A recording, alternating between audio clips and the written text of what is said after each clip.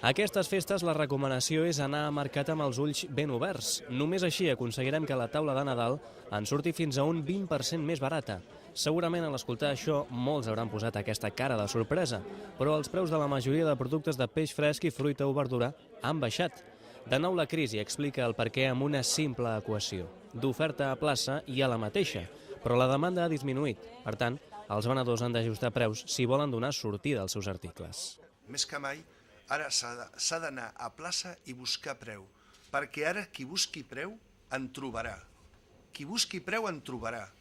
Ara, qui vagi a sota cavall i rei, qui surti de casa amb la idea de que té que menjar, no sé, llagosta, a lo millor la troba més cara o el que sigui. No, sortim, anem a plaça i busquem preu. Posats a buscar preu, els productes de temporada tenen preferència, ja siguin mandarines i taronges en la fruita o enciams, endívies i escarola en verdura. Els articles d'importació ja no són tan demanats perquè els seus alts costos de producció repercuteixen en el preu.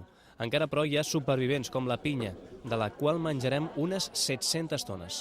La gent ja no vol tant d'innovació o exotisme, o si ho vol, el consum és minoritari i es torna més a productes tradicionals. No obstant això, un dels productes més venuts en aquestes dates continuarà sent la pinya, d'importació de Costa Rica, i també el meló de Brasil també guanyarà importància. Pel que fa al peix fresc, el llamàntol costa un 20% menys i el lluç ha reduït el seu preu a la meitat.